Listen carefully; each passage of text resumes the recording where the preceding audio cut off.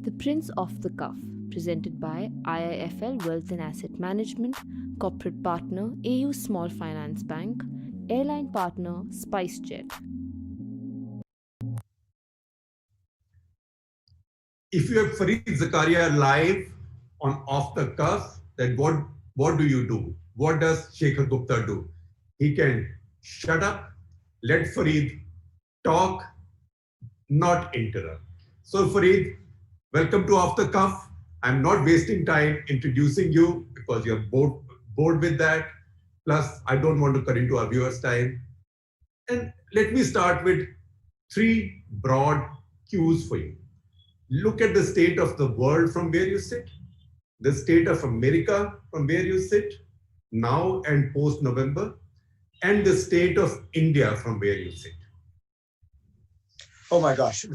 First, Shekhar, it's a huge pleasure to be with you and to be helping to contribute to this venture of yours, which I follow with great interest and enthusiasm, and wish you all the success. As a great fan of yours for many years, this is a great pleasure for me. The question you ask, of course, is enormously broad. So let me quickly outline a few thoughts as a way for us to get into a conversation. This is, without any question, the most dramatic and serious, truly global crisis we have faced. So if you think about it, even a 9/11 was a crisis that hit America, the West, to a certain extent. India was implicated because of the Islam-Pakistan type connections, but for large parts of the world, it had very little meaning. The global financial crisis hit the Western world, hit Japan, but there were a lot of countries that had a kind of second-order effect, but they were not particularly leveraged. There were no credit default swaps in India and such.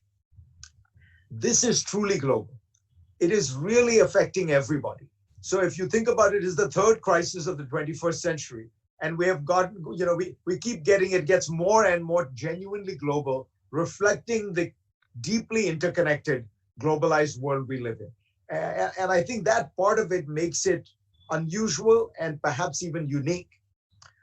The second feature of this is you are going to have a kind of a series of cascading crises.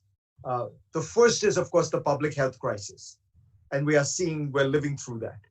The next is going to be the debt crisis that affects most of the world as it has tried to spend its way out of these problems. Then I think you begin to get into the second and third order effects that, frankly, Shekhar, we don't all understand, but we know are coming. There is going to be a change in the way in which we work. There's going to be a change in the nature of the technology and how we adapt to it. In a sense, Lenin once said, or is supposed to have said, it's one of those quotes that in journalism we call too good to check. There are decades where nothing happens, and then there are weeks where decades happen. We're in one of these phases where everything is getting accelerated. Think of the US-China competition, right? It was happening. Suddenly it's on steroids. So that sped up nature of history at the very largest level is what's going on.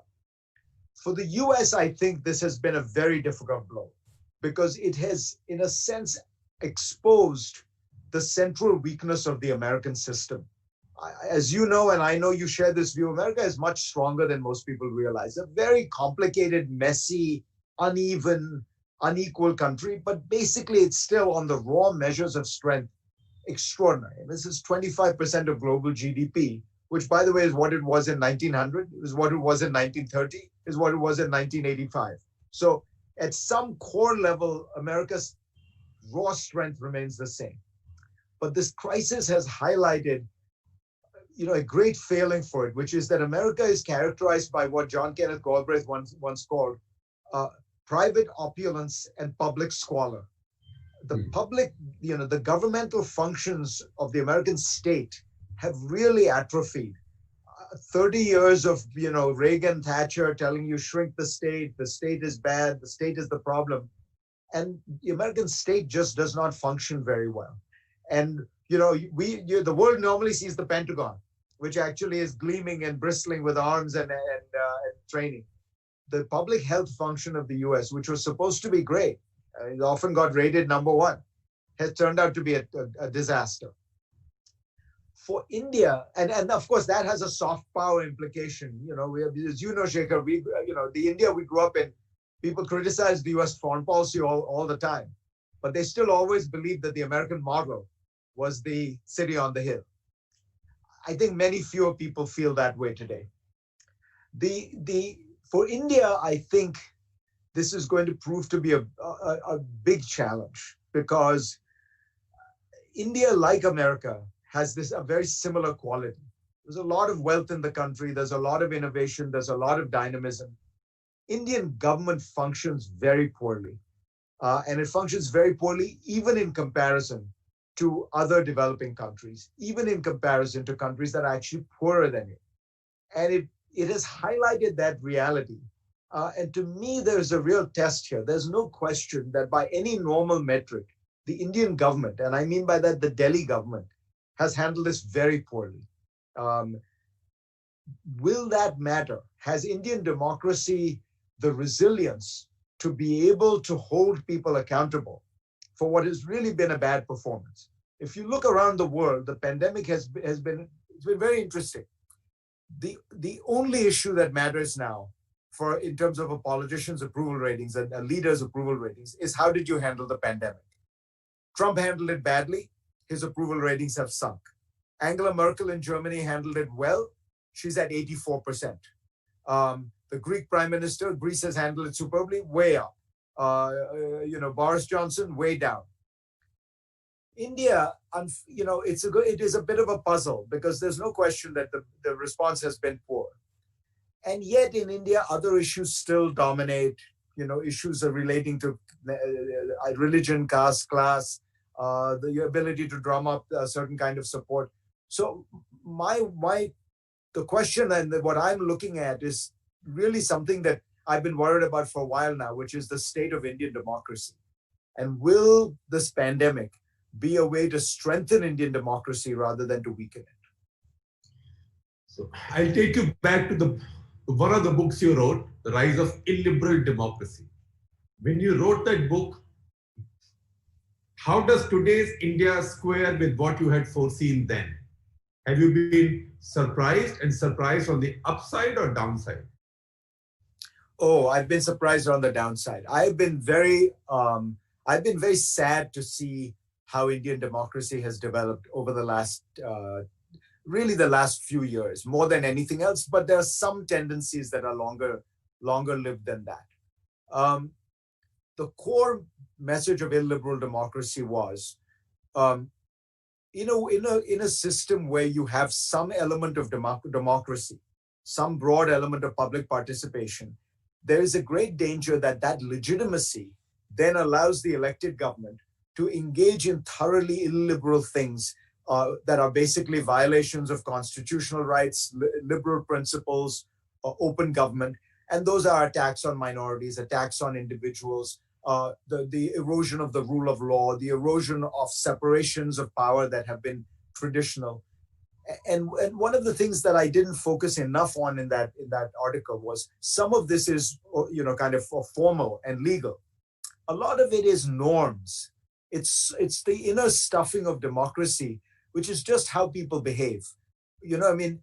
Nehru would come to parliament in the 1950s and early 60s when he had a 2/3 majority in the parliament and the Lok Sabha, a majority in the Rajya Sabha, and 2/3 of the states, right? And he would sit through Prime Minister's question hour, patiently listening to opposition members whose parties had four votes.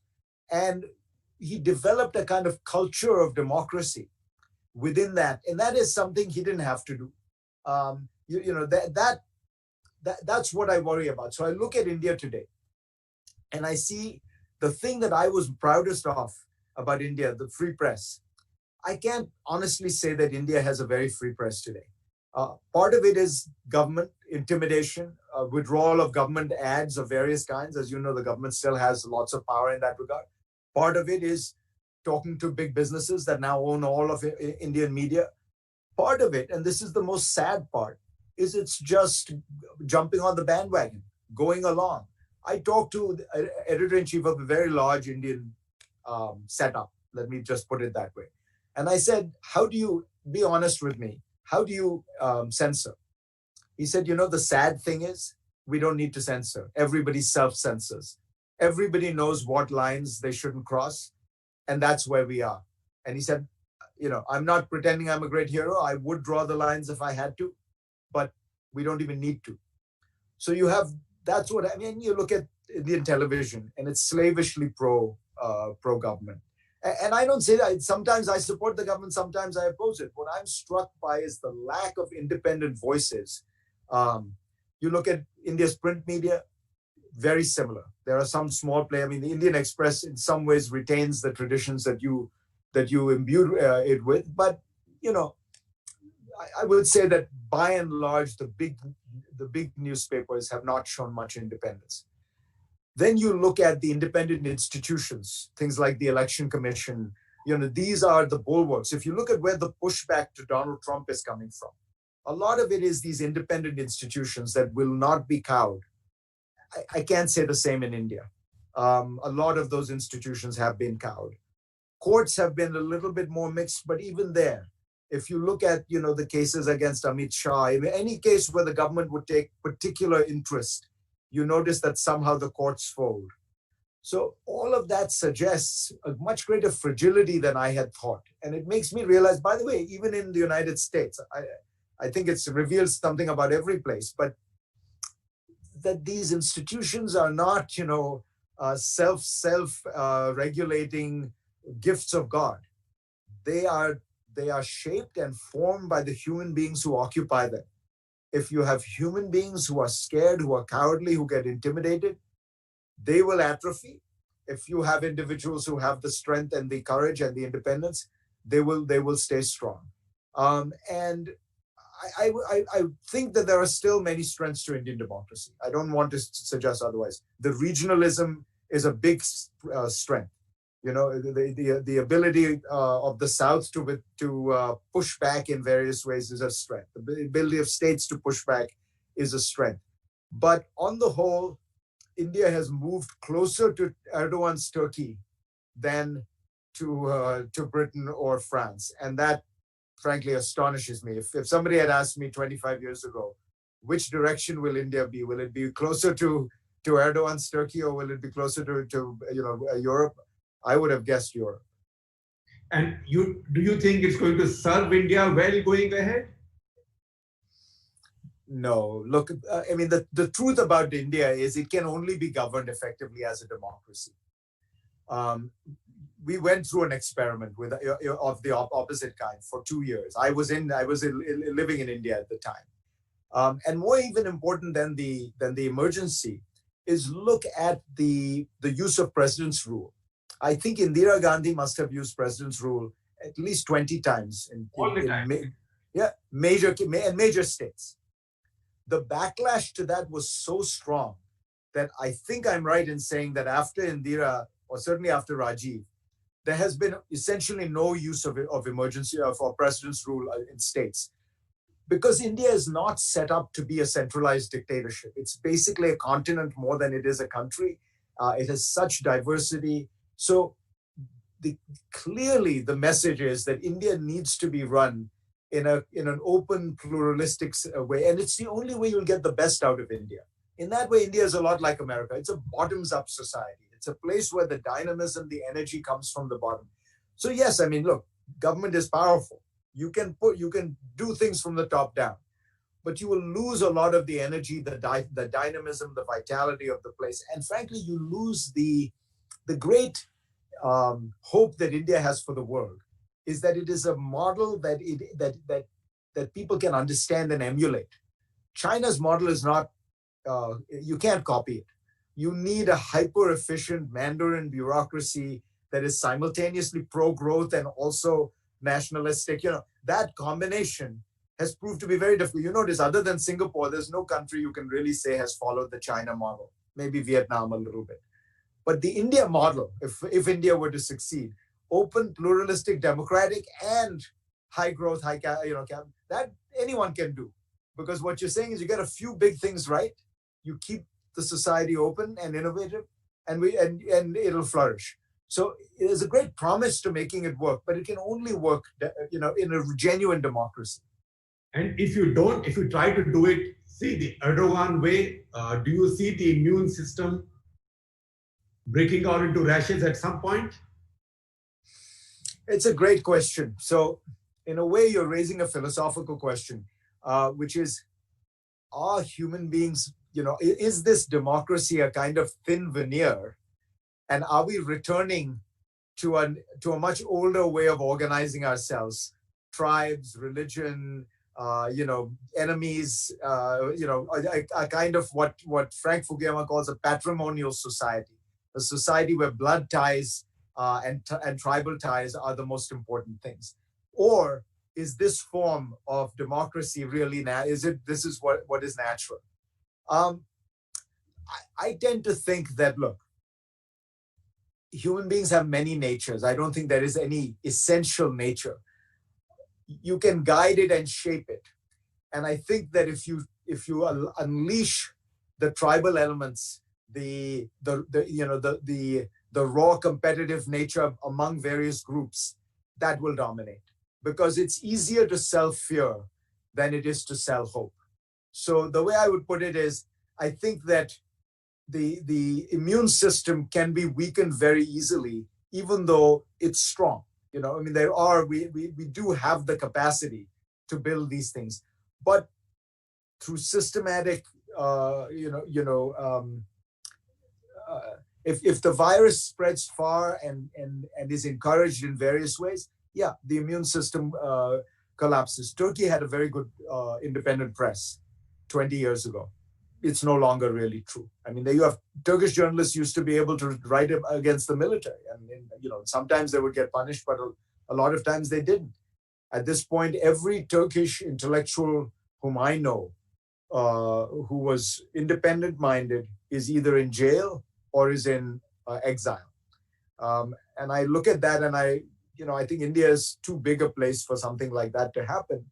But there are a lot of Indians I know who think that they have to either be quiet or essentially go into a different profession and things like that. Young journalists come to me and say, they don't think that there's much of a future for them. And that's very troubling, because it's, as I say, one of the things that I took the greatest pride in about India. Yeah. We'll come back to India, but back to America now. The current weakening of America as we see it, how much of it is Trump-centric, and how much of it do you see changing if there is a change in America, and how likely is it that there will be a change in America? Several questions. So look, I think some part of what is happening is unquestionably structural.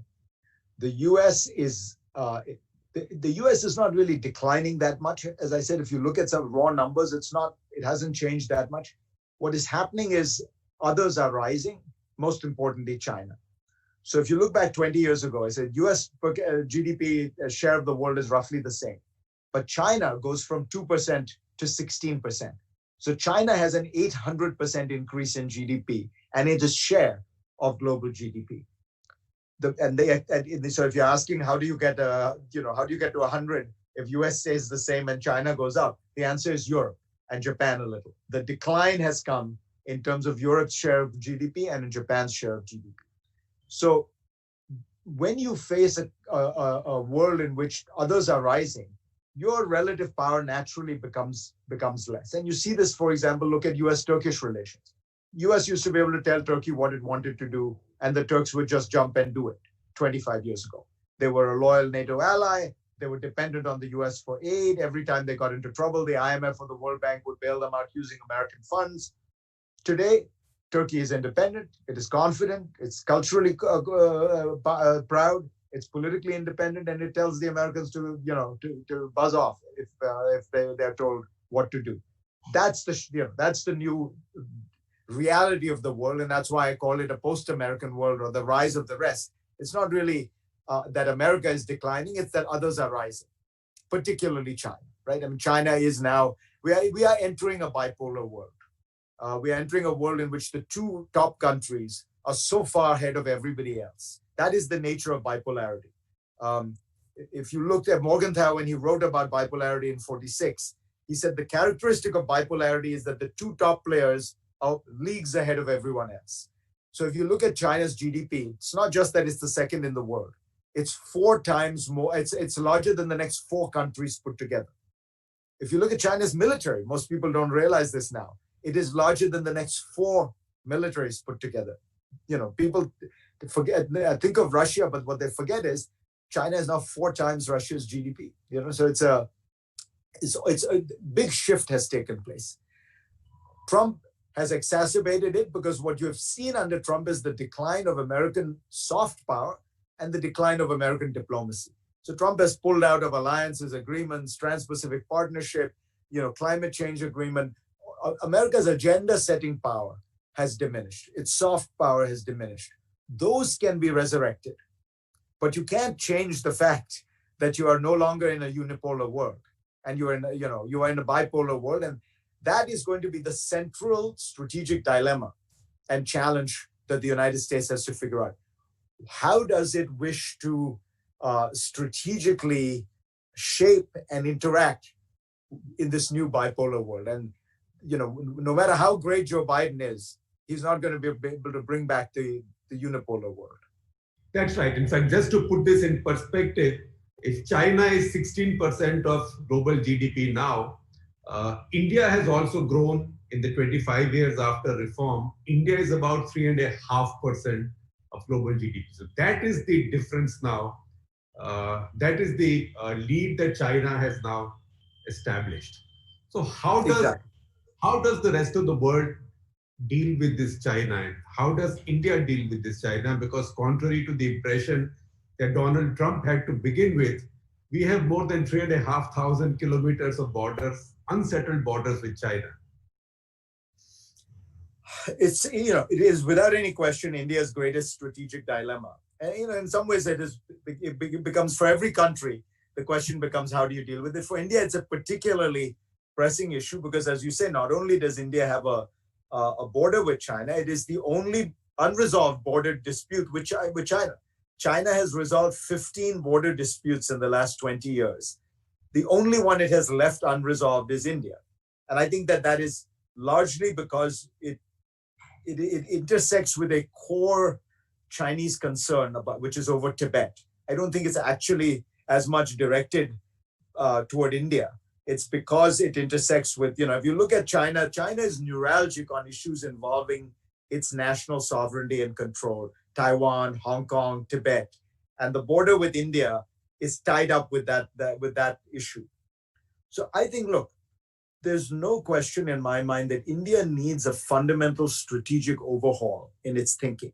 And it needs to recognize we're in a new bipolar world. If I can put it very bluntly, the last bipolar world we handled pretty badly.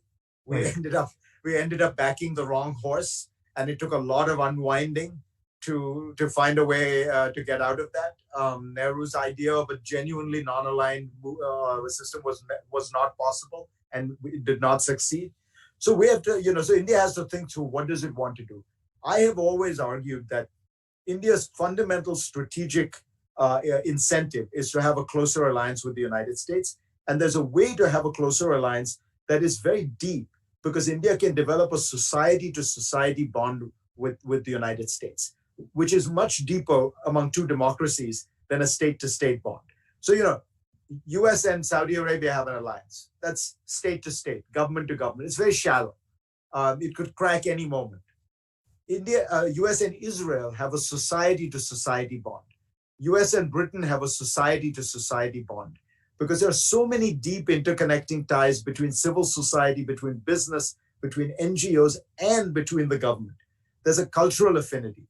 There's something very similar possible between the United States and India. There's deep similarities. There's deep levels of affection. As you know, Shekhar, every American businessman wants to put more of his investments and more of his dollars into India than China. But the business climate here is so unfriendly. In India is so unfriendly. There's so much regulation. They always reluctantly find that they have to do more in China than they do in India. So there's a natural inclination What stops it is two things, actually. One is India still, I find, does not have a genuinely strategic outlook to the world. There is a kind of feeling that you don't need to do that. That if you look at how large our foreign, the Indian foreign ministry is compared to the Chinese foreign ministry. I think per capita, the Chinese foreign ministry is 4 times larger than the Indian foreign ministry. More than 4 times. More than 4 times. In terms of diplomat. So and that's per capita. Obviously, they're larger because they're a larger country. If you look at the training of those diplomats now, it's striking to me how much they have improved, how masterful they are, and how they handle stuff. India has not prioritized this. There's this feeling that you go and make a big speech at the UN and that's diplomacy, and that's the end of it. Whereas the Chinese are systematic about going through it. And then the second part is there is still this Nehruvian mentality. Manmohan Singh once said to me, dealing with the MEA, he said, you feel as though they've read Nehru on foreign policy in 1952, and they think that that is the be all and end all. That's the end of the story, that the world hasn't changed since then. That mentality, which is fading, but it is still, there hasn't been a kind of proactive, forward-looking sense of, okay, this is the goal, this is how we need to get there, these are the steps we need to take to get there. Every American diplomat I've dealt with who dealt with India tells me they always felt as though India was behaving like the reluctant bride in their actions. The Bush guys said to me, we were handing India on the nuclear deal on a platter everything that they had asked for, and they were treating us with this degree of suspicion and hostility, like almost there must be a trick here.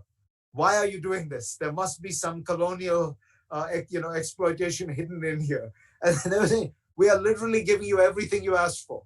So it's that, part of that is a reluctance.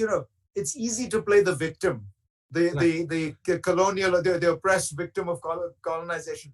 It's much harder to go out there and be an actor, get your hands dirty, make difficult choices, which when you do them, some people will be upset.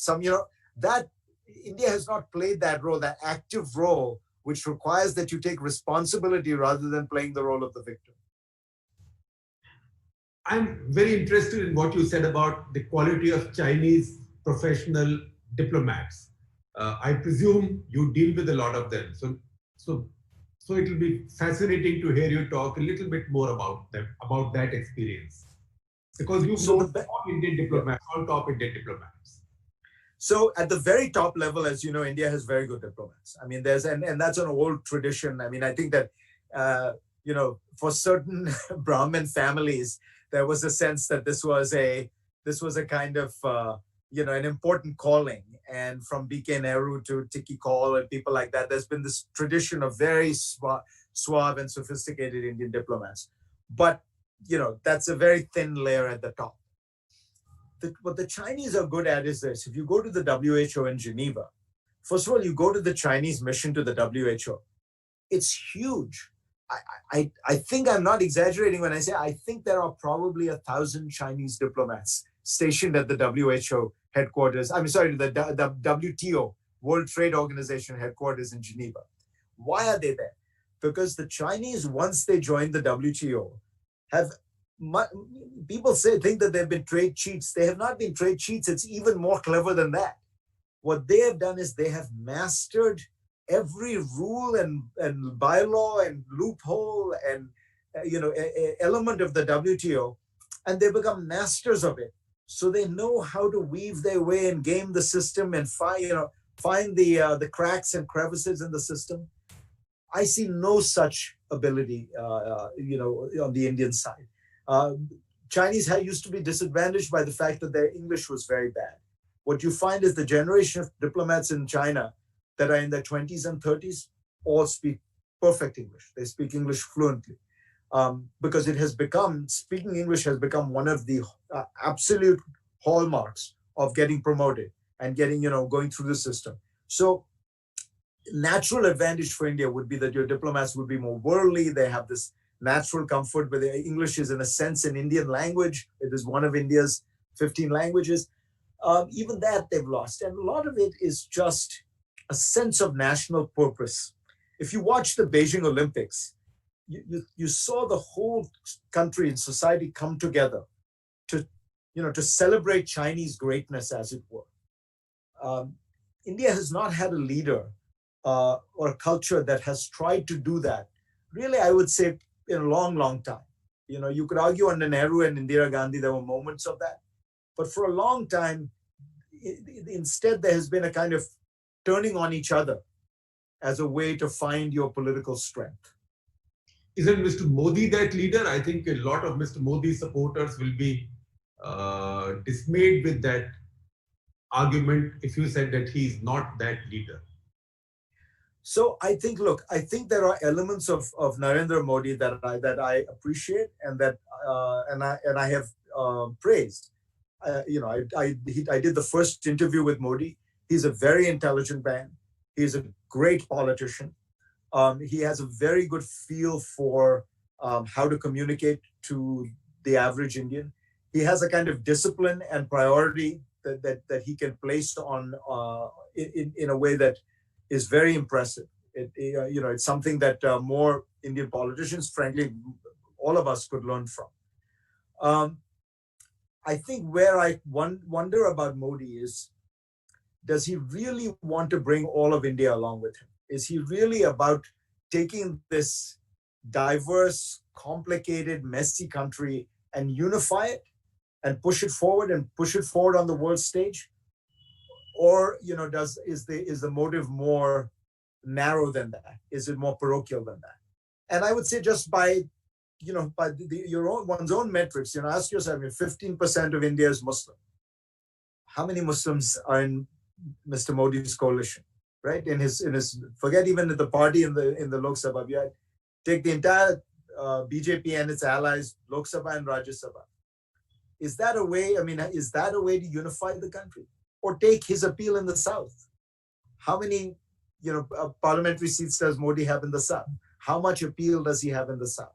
And if you say to yourself, so it's not just any one element, right? It's you say to yourself, how are you, what is the mechanism you are using to unify the country? On that front, I think it's been very disappointing. And it's been very disappointing because I think he has the ability to do something different. And he has the ability to do it in a way that will, that he knows how to bring a certain part of India together. They worship him.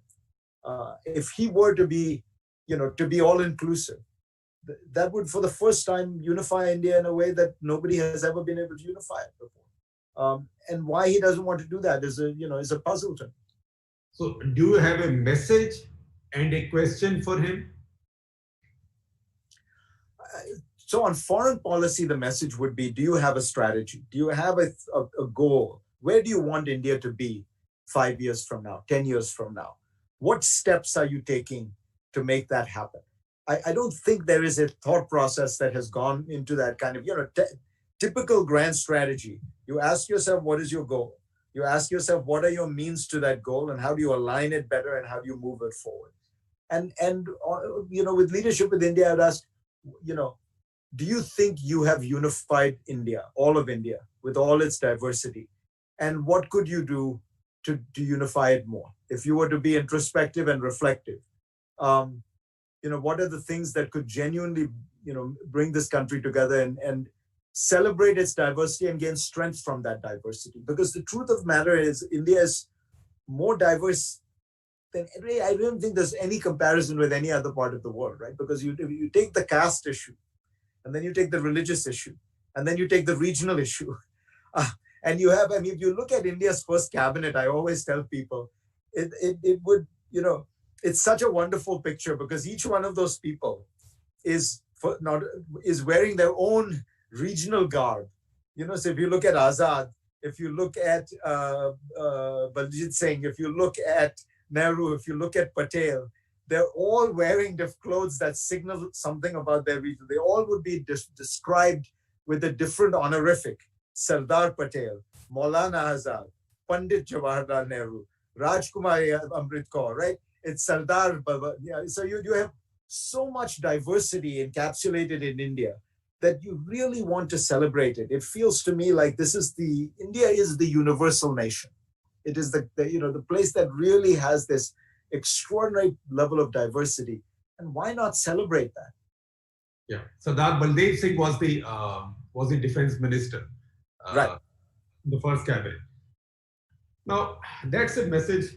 Let's leave Mr. Modi and India aside for a moment. Xi Jinping and China. Is Xi Jinping nuts? He seems to be taking on everybody. You said that he settled his land border with 15 countries, but he's conjured up new problems with his maritime borders everywhere. And he's rubbing his fingers in everybody's eye now, or so it seems. No, you're absolutely right. And by the way, he did not settle those other border disputes. It was his predecessors who settled them. So if you think about it this way, Shekhar, I look at Xi Jinping and ask myself,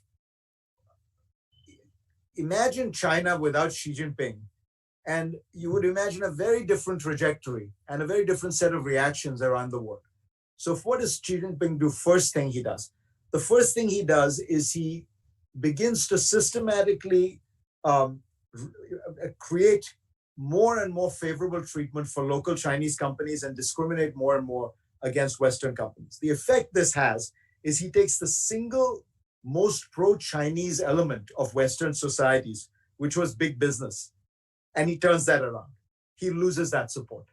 So big business used to be the biggest cheerleaders for a good US-China relationship. They are now increasingly frustrated, and at best they're neutral. In many cases, they're actively hostile toward China because they feel that they've been swindled. Some of that is they weren't able to succeed in China and they're blaming the Chinese government. Some of it is Chinese government, preferential treatment for its own companies. Next thing they do is the Chinese military and the US and the military, the Pentagon, had pretty good relations. This drew out of the Sino-Soviet split and then the opening to China, and there was a sense that the Chinese were strategically aligned with the US, and that sort of relationship of non-hostile relations between the two militaries persisted. Then what's been happening is the Chinese, not only have they been doing these things like the South China Seas, but they have essentially lied about it. So for example, the Chinese government said they were not going to build military bases in the South China Seas. They have clearly built military bases in the South China Seas. The Pentagon feels cheated. So while the Pentagon was not actively hostile to China, now I'd say they are in a much more adversarial position. Then you look at the way the Chinese have handled all their neighbors. And it's not just India. We'll get to India in a second, but from Vietnam to the Philippines, to Malaysia, to Australia, they have been bullying, they have been, demanding, they have in some cases been able to buy off the elites or cow the countries, Philippines, Cambodia. But in most places, they've created a certain allergy. Look at how they've handled Taiwan. The Taiwanese are now more anti-mainland China than ever before.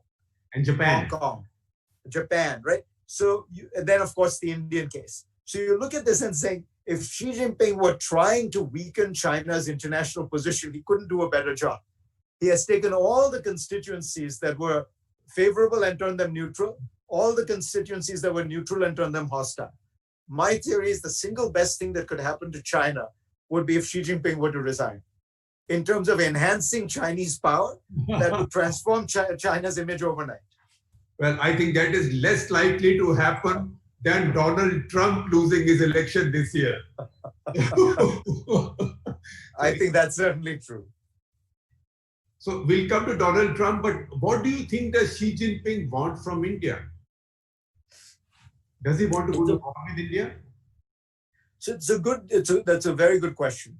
As you know, the 1962 war was a very puzzling war for Indians because first of all, they didn't see it coming, even though there were plenty of warning signs. Part of that was Nehru's kind of infatuation with the idea of Hindu Chini Bhai Bhai and non-alignment. Part of it wasn't clear what the Chinese would gain. And so, why would they do something like that? As I said, I think India is in a sense roadkill on a Chinese obsession with complete control over what it sees as its borders, with no disputes relating to controversial areas like Tibet, like Taiwan, like Hong Kong. So I think my own sense is that's the issue. I don't think the Chinese are trying to provoke the Indians, but they are neuralgic on these issues of their borders, and they don't realize it's sometimes self-defeating. I don't think that they could have wanted to have provoked the reaction that they have provoked with India. So I do think there's an opportunity here for diplomacy. I don't think that I don't think India necessarily needs to go on a highly confrontational footing on this. Of course, it needs to push back. But the single best thing for India to do from this would be to recognize, look, there is this unclear border, and to go to the Chinese and say, look, we have a choice. We can keep going. We can keep at this for the next 30 years, or we can try and find a good faith effort to come up with some terms. And it's all mountainous land with very few people on it. It should not be impossible for two mature countries with good diplomats to be able to find some modus vivendi that allows. The last thing you want is to lose soldiers because of accidents, because of miscommunications, because of, I think that is an area where governments should take enormous amount of care. These are your soldiers. If you're sacrificing them for a national interest, fine. If you're sacrificing them because there's an unclear border, because somebody didn't get the signal, or that seems to me an irresponsible use of the lives of your soldiers. So that piece of it, in a short-term sense, I think there's a way to handle it. The longer term, India has to decide what its position with China is going to be. China, China is the largest trading partner of every Asian country. So for every Asian country, what they want is to have it both ways. They want economic ties with China, insurance policy with America. And that's a balancing act. It's a balancing act I think the Indians would be able to pull off better than almost anybody else, because they have the weight. The Chinese can't push India around. So, but that'll be an active negotiation. It's not going to be easy. And you have to say to yourself, these are our red lines. These are the things we absolutely want. These are the things we can give on. And I just hope that someone in the MEA is sitting there thinking through this and saying, 10 years from now, we want to have triple trade with China, but at the same time, maintain these strategic alliances with the United States, Australia, Japan. So we have deterrence and we have a counterbalancing way. And here's how we're going to do this juggling act. So you will not buy into the larger conspiracy theory that this is a Pakistani-Chinese move now to do something about Kashmir. It's a response to India's Article 370 abrogation. I don't think so. I think that the Chinese have never shown much interest. Once they annexed their third of Kashmir, and people forget, Kashmir is actually divided into three, not two. The Chinese took a third, the Pakistanis have a third, and India has a third. They have not shown much interest, and they've not shown much interest in other countries as well. China is not, it seems to me, territorially expansionist in that classic 19th century way. It wants to intimidate rather than annex. And it is that intimidation factor where they want you to understand who's boss.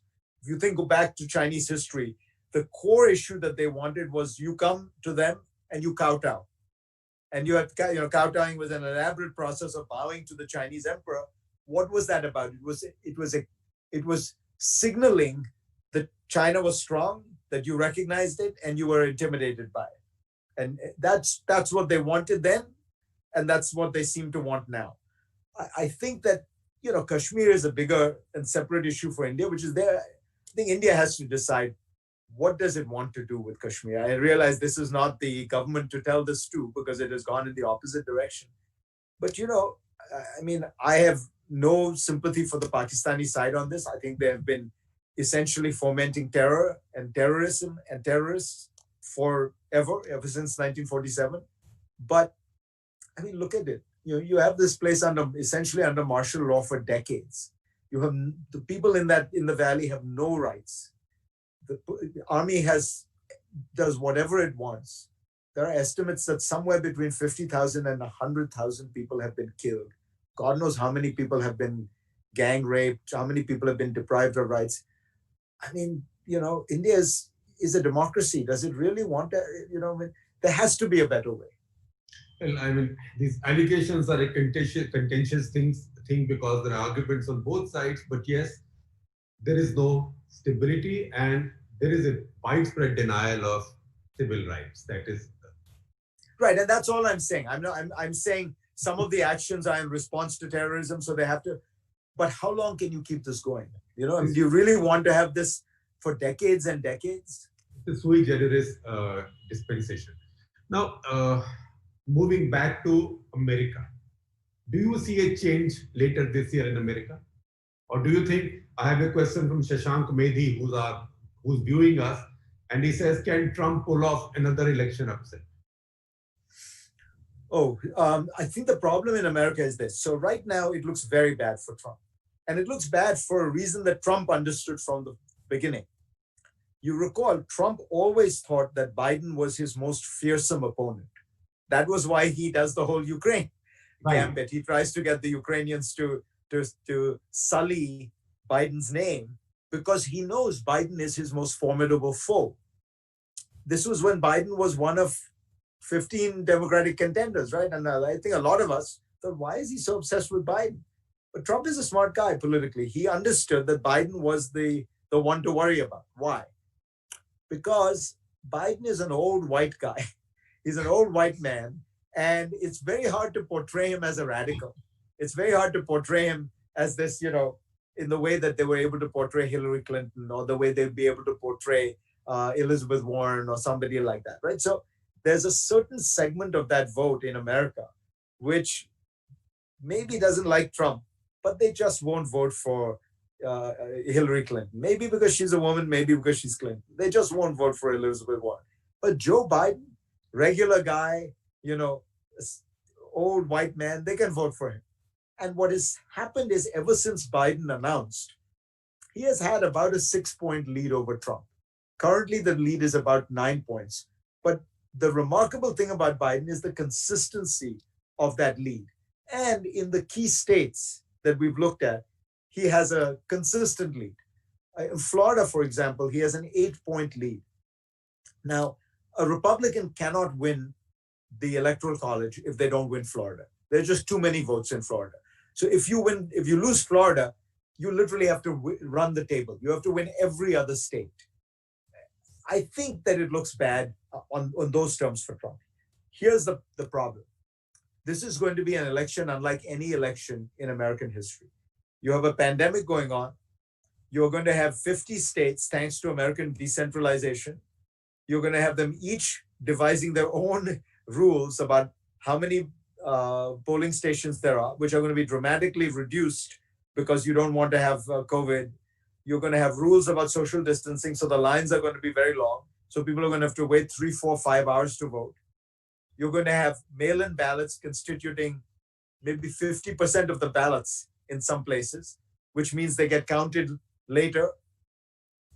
All that means, could you have a situation November 3rd? The votes have not been counted by the end of the evening. The disputes about the quality and the balloting and all this goes on. Some of that ends up in court. And then come December 8th, when the electors have to be selected, you have confusion, you have delay, you have court cases. And Trump is planting the seeds already for a conspiracy theory that says the whole system is rigged. They're trying to take it away from us. The deep state, all the liberal elites have gotten good. So he's already saying there are going to be mail-in ballots sent from China to the United States. So in that atmosphere, what happens? Will it be like Bush v. Gore, where the Supreme Court will decide? Will it be like 1876, where they had to make a bargain? But this is all happening in the world of social media and partisanship. So to me, that's the nightmare scenario. And I think Trump knows this, knows that the trends are going against him, which is why he is encouraging the conspiracy theory. So I think it could get very messy.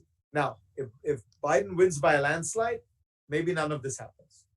But do you really see a possibility of Trump? I heard your comments and I I read what you wrote. I read everything you write. Uh, that Trump may actually, can he actually refuse to accept the result? Because America has Well, institutions. so I think here's the answer is, I think this, he's again, he's a very smart guy.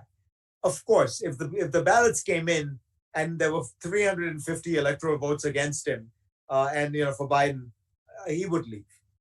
I don't think he's going to say, no, I'm sitting in the car, I let the federal marshals try and take me out or something like that. It's cleverer than that. But what if in 6 of those states, Biden's lead is small enough that he can demand a recount, or that he can claim that the mail-in ballot process, he takes it to court and says the mail-in ballot process is fraudulent, so we need a recount of all the mail-in ballots, or we need a revote. In other words, could he tie the system up in knots, because you have this novel situation where you're going to have fewer voters, fewer polling places, lots of mail-in ballots. All that rests on margins being slim. But look, America is a 50-50 country. The margins are going to be slim. I don't know how slim they're going to be, but I've been reading some history. Franklin Roosevelt, in his 4th election, got something like 420 electoral votes, and the other guy got 85 or something like that. There's no precedent. If Jesus Christ were to come down, you're not going to get that outcome, right? Right now, it's, these are 50-50 country. Social trouble because the church will get exactly. So you're going to look at these 5 or 6 states. Well, remember, Hillary Clinton lost by 70,000 votes and spread across 3 states. It's quite possible that you could have contests in 4 or 5 states that go to the courts. So Fareed Zakaria, the voter as citizen. I have a question which I'm paraphrasing from Nanima Basu, who's our diplomatic editor. Are you looking forward to a Trump-free America? Yes. Look, I think there are areas where Trump has acted in ways that were overdue, or on concerns that were overdue. The condition of American working class people, dealing with China and some of its, the way it has rewritten the rules of trade. But I think fundamentally, what Trump has done has been to celebrate a kind of narrow-mindedness, selfishness, mean-spiritedness in America that I think is deeply un-American. It is not part of the real modern American tradition. It has weakened America's political position in the world. It has made America not really do the kind of things I was saying that I'd like to see Modi do in India: celebrate its diversity, celebrate its ability to make something out of this diversity. So I think fundamentally he has been very bad for America. And I think it's mostly on these kind of almost characterological issues. On pure public policy, look, he's a conservative Republican, or at least he's pretending to be one, because he knows that's his constituency. So he's appointed Supreme Court judges who are very conservative. He campaigned on being a protectionist. He campaigned on restricting immigration. That's the nature of democracy. You accept the reality that when somebody wins, the platform they campaigned on is going to be implemented. I don't begrudge that. But as a character, he is, how to put it? He's everything I've tried to teach my children not to be as a human being. He's mean. He's a bully. He treats people who are in less fortunate situations than him with contempt. He lies. He manipulates the process in a way that undermines fair play. All those are matters not of politics so much, but of core morality, of core character. And I think that, to me, is more important than policy. Policies can change, but we were talking earlier about this question of the erosion of a nation's character, of its democratic fabric, of its civil society. Those are more important, because that's what you hope to build as the enduring feature of a democratic country and a democratic society. And I think he has attacked those things, just as I say he's attacking now by encouraging these irresponsible conspiracy theories. What he's doing is he's putting something like a toxic virus into a democratic system. If you don't accept the legitimacy of the the next guy, how does a democracy function? Yes. And which ones of his decisions do you see Biden changing? Do you see, this is also from Myanmar, do you see JC coming back with Iran? Yes, I think that most important issues on which Biden will probably reverse himself, obviously issues relating to the courts, but immigration, I think you'll see a very different policy under Biden on immigration. And there might be a deal to be had if Biden wins with a substantial majority. I think international, Biden will rejoin the Paris Climate Change Accord. He'll rejoin Iran. I don't know what he'll do on Trans-Pacific Partnership. I think there'll be an effort to in some way rejoin it without calling it that, because it has become a dirty word. So they'll make some kind of new arrangements and new deals. But I think there will be a very strong effort to rejoin the alliance structure of the United States, the international system. The Biden's people are very broadly internationalist. They are part very much of the broader liberal international tradition that both parties were part of. I think you'll see a tough policy on China. I don't think that will change dramatically. I think the effort in China will be more to use American alliances and to use the international system to corner China rather than to do it in this one-on-one bilateral way. Because I think, first of all, it'd be more effective, and that's much more the way that those guys want to go about it. And I hope on trade, we'll see a very different attitude, because I think the Trump effort on trade has been a total disaster. It has failed completely. American manufacturing jobs are exactly where they were beforehand. We've had no upticks on any of the measures that Trump claimed to be concerned about. Trade deficit under Trump has gone up, not down. And yet you have these ruinous tariffs that Americans pay for. It discourages international trade. It's just against the whole, everything America has stood for since 1945. So I do think there will be important changes. But what won't change is we are entering a bipolar world. And Biden on India? Look, the Democrats on India have always been, as I say, the dynamic has been that India has been the reluctant bride. The shift will not be very great. The big difference will be this. Trump is fundamentally not interested in foreign policy. He's really mostly an isolationist. Being an isolationist, it's a twist. They call it a Jacksonian here, which means you're an isolationist, but you believe in having lots of big bombs. So if anyone bothers you, you can bomb the hell out of them. I would say that's isolationism plus nuclear weapons is Jacksonianism. And so the idea is, don't mess with me, don't tread on me, don't ask me to get too involved in your affairs. But if you give me trouble, I'll come after you. I think Biden is an internationalist. He will be much more eager to engage. He'll be much more interested. But if you would ask Trump what America's policy toward India should be, there'd be alliance. We have to worry about China together. The Biden people would say the same. The difference is the Biden people would actively engage and would want to try to find a way to make that happen. And so the ball would once again be in India's court, where the Indians would have to decide what to do. And I think that Modi's multi-aligned idea, will fall flat. I mean, it's a meaningless idea. It's a meaningless concept. It's saying you want to have good relations with everybody in the world is the absence of a strategy. It is not a strategy, because in a sense you're saying you don't want to choose, but to have a strategy is to choose. Politics is about making choices, and India has to start making fundamental choices. What kind of a choice is Russia these days?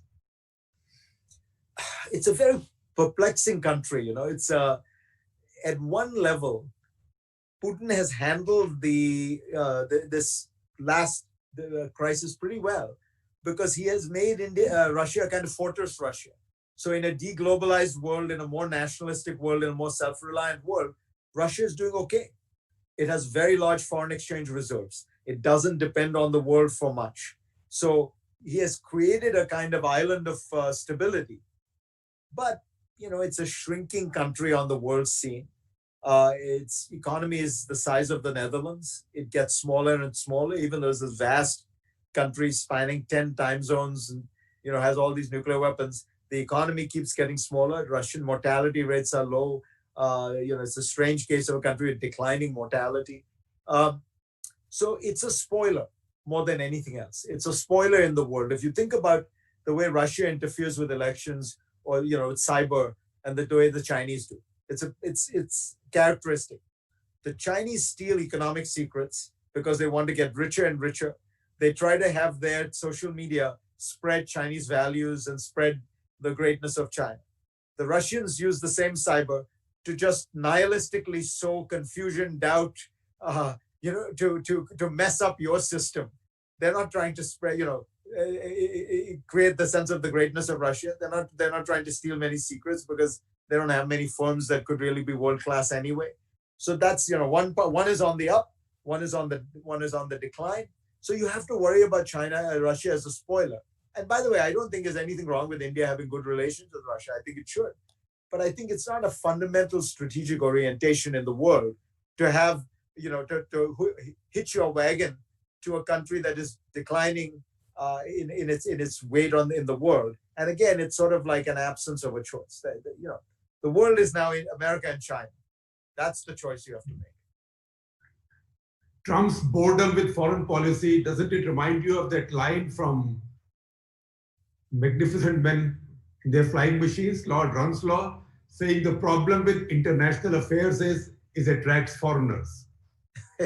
No, exactly. And Trump has the classic, kind of old American isolation attitude towards foreigners, which is he's most angry with America's allies.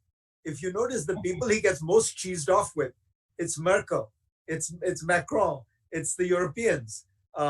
It's he's more upset with the leader of South Korea than he is with the leader of North Korea, because those are the constraints. Those are the in order to go along in an alliance, those are the people you have to make concessions with, right? You are confronting the enemy. You are confronting, the opponent. That America can do fine.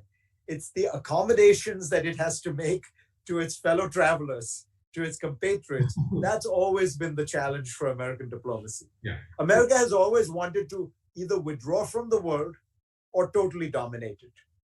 It's that in-between character of engaging with the world that has always been a tricky one. Fareed, we've had a wonderful conversation. We can go on, but we know that you have more important things to do. Your day is just beginning in the US. So thank you very much for finding this time, and stay well, and best wishes to your family. Take care. Thank you, Shekhar. And I do want to close by saying, India is very near and dear to my heart. And so when I talk to you frankly, as I have today, it is only with the hope that India can rise to its fullest potential, can be the most economically vibrant, politically inclusive and stable, and in foreign policy terms, the most impressive place in the world. And I believe it has that potential. And I think one of India's great qualities, it has the capacity to hear self-criticism and to react to it and respond to it, and to adjust to it. So, I want people to understand, I come to this from a place of saying, how do you make India great again? So when you hear a good thing these days, you take it. So I'll take it from you without getting into an argument. Thank you very much, Fareed. It's been so enlightening to have this conversation, and it's so enlightening to keep reading you and also keep watching you. Keep doing the great stuff. We know that you are American, but we Indians especially feel proud of you. Thank you, Shekhar, and you keep doing the great work as well. I really appreciate it. Thank you. The Prince Off the Cuff, presented by IIFL Wealth and Asset Management, corporate partner AU Small Finance Bank, airline partner SpiceJet.